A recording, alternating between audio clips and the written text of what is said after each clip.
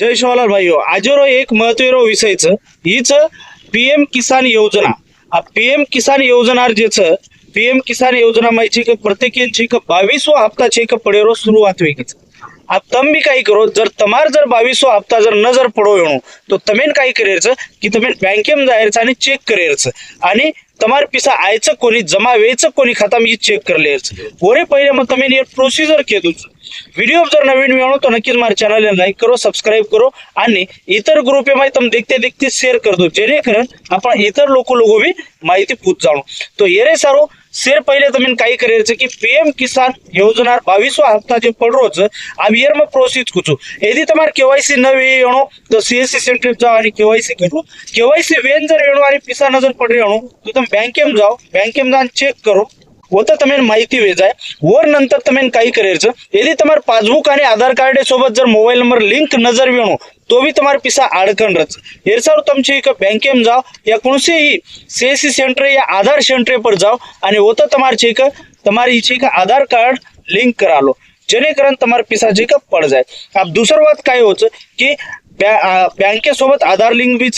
आणि बँकेमाय पिसा बी आहे छेनी आणि मार हप्ता चेक जमा छेनी हाय अनेक प्रॉब्लेम आवत तो एरसारू काय करायचं तमार जे तहसील कार्यालय में जान चेक होते बाबू सोबत तुम्हें विचारे स्पेशल चेक पीएम किसान योजना खाता देनच तो वो बाबू टेबलेट जान तुम्हें भेटेल आणि वो तो तुम्हें चेक करेल की तमार चेक यादी माय नाम छने आणि तमार नाम तो तमार चेक पिसा का पड़ रे कोनी इससे माहिती तुम्हें चेक तू बाबू चेक काढन दच और नंतर होते स्टेटमेंट काढन दच आणि वो स्टेटमेंट ले जान तुम्हें चेक बैंक में देच की काय प्रॉब्लेम आवगेच हे विषय चेक तुम्हें माहिती दे अब और नंतर अनेक वाटत की मारी ई केवायसी वेनचे अब मग काही करीचे जर तुम्हारी ई केवायसी नजर वेन वेणो तमें जायचं पीएम किसान योजना ये साइड पर जायचं जत सीएससी सेंटरचं ओंदुकन जायचं आणि ओंदून केरचं की मारी ई केवायसी वेनचे नहीं आणि ई केवायसी सारू तमें चेक ओंदुकन सीएससी सेंटर पर जान महा ऑनलाइन आपले सरकार केंद्र पर जान तमें चेक वो तो भेट देरचं बस वो काही करिए पीएम किसान योजना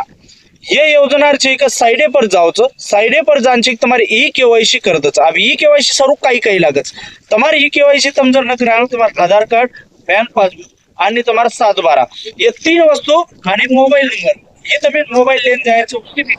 तुम्हें फक्त थंब लगायचं आधार कार्ड नंबर द्यायचं तुम्हें थंब लगायचं वो तो पूर्ण तुम्हारी ई केवायसी प्रक्रिया से पूर्ण वे जाए तुम्हारा मोबाइल ओटीपी केरचं सबमिट वे जाए बाद तुम्हारी ई केवायसी पूर्ण हुई